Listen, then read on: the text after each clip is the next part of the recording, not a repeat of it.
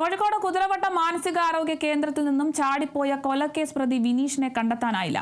തിരച്ചിൽ ഊർജിതമാക്കി പോലീസ്. രാത്രിയും പുലർച്ചെയുമായി കോഴിക്കോട് നഗരത്തിൽ മെഡിക്കൽ കോളേജ് പോലീസിന്റെ നേതൃത്വത്തിൽ വ്യാപക പരിശോധന നടത്തി. കുതിരവട്ടം മാനസികാരോഗ്യ കേന്ദ്രത്തിൽ നിന്നും ചാടിപ്പോയ വിനീഷിന് വേണ്ടിയുള്ള തെരച്ചിൽ പുതുവത്സര പുലർച്ചെയും പോലീസ് ശക്തമായി നടത്തി. കോഴിക്കോട് കേന്ദ്രീകരിച്ചായിരുന്നു പ്രത്യേകിച്ച് പോലീസിന്റെ തെരച്ചിൽ ഊർജിതമായി നടക്കുന്നത്. കഴിഞ്ഞ ദിവസമാണ് തിങ്കളാഴ്ച രാത്രിയോടുകൂടിയാണ് കുതിരവട്ടം മാനസികാരോഗ്യ കേന്ദ്രത്തിലെ വാർഡ് 3-ൽ നിന്നും വിനീഷ് ചാടിപ്പോകുന്ന ഒരു സാഹചര്യം ഉണ്ടായിട്ടുള്ളത്. വിനീഷ് എന്ന് പറയുന്നത് 2021 ദൃശ്യ കൊലക്കേസ് പ്രതിയാണ്. പെരിന്തൽമണ്ണയിലെ ദൃശ്യ എന്ന് പറയുന്ന പെൺകുട്ടിയെ കൊലപ്പെടുത്തിയ കേസിലെ പ്രതിയാണ് വിനീഷ്. അന്ന് ഈ പെൺകുട്ടി പ്രണയാഭ്യർത്ഥന നിരസിച്ചതിനെ തുടർന്ന് കത്തിയെടുത്ത് കുത്തിക്കൊല്ലുകയായിരുന്നു. പിന്നാലെ ദൃശ്യയുടെ അച്ഛൻ്റെ കടയ്ക്ക് തീ വെക്കുന്ന ഒരു ക്രൂരകൃത്യം കൂടി ഈ വിനീഷ് ചെയ്തിരുന്നു. അതിനുശേഷം കണ്ണൂർ സെൻട്രൽ ജയിലിലാണ് ഇയാളെ അറസ്റ്റ് ചെയ്ത് റിമാൻഡ് ചെയ്ത് പാർപ്പിച്ചിരുന്നത്.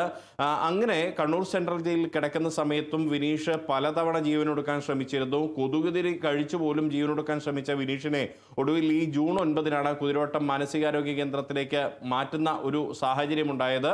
അങ്ങനെ മാറ്റിയ വേളയിലാണ് ഈ വിനീഷ് പിന്നീട് ആ സമയത്തൊക്കെ നല്ല രീതിയിലായിരുന്നു പെരുമാറ്റമെന്ന് കുതിരവട്ടം മാനസികാരോഗ്യ കേന്ദ്രത്തിലെ ജീവനക്കാരൊക്കെ വ്യക്തമാക്കിയിരുന്നു.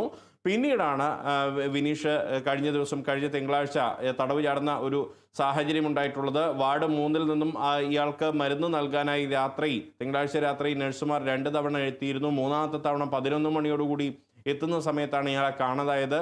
ആ സമയത്ത് ഇയാൾ ശുചിമുറിയിൽ പോയതായിരിക്കുമെന്ന് കരുതി കുറച്ചു നേരം മാറി നിന്ന് പിന്നീട് വീണ്ടും തിരിച്ചെത്തിയപ്പോഴാണ് ഇയാളെ കാണാനില്ല എന്ന വിവരം നഴ്സുമാർ മനസ്സിലാക്കുന്നത്. അതിൻ്റെ അടിസ്ഥാനത്തിൽ അധികൃതരെ വിവരം അറിയിച്ച് പരിശോധന നടത്തിയപ്പോൾ ശുചിമുറിയുടെ ചുമർ തുരന്ന് പിന്നീട് കുതിരവട്ടം മാനസികാരോഗ്യ കേന്ദ്രത്തിൻ്റെ ചുറ്റുമതിൽ ചാടിക്കടന്നാണ് ഇയാൾ രക്ഷപ്പെട്ടത് എന്ന് വ്യക്തമായിരുന്നു. അന്നു മുതൽ ഊർജിത അന്വേഷണം നടത്തി വരികയാണ് കോഴിക്കോട് മെഡിക്കൽ കോളേജ് പോലീസ്. ഇന്നും കണ്ടെത്താൻ കഴിഞ്ഞിട്ടില്ല. അന്വേഷണം ഇപ്പോഴും തുടരുകയാണ്. Riyas KMR, Kerala vision news, Kozhikode.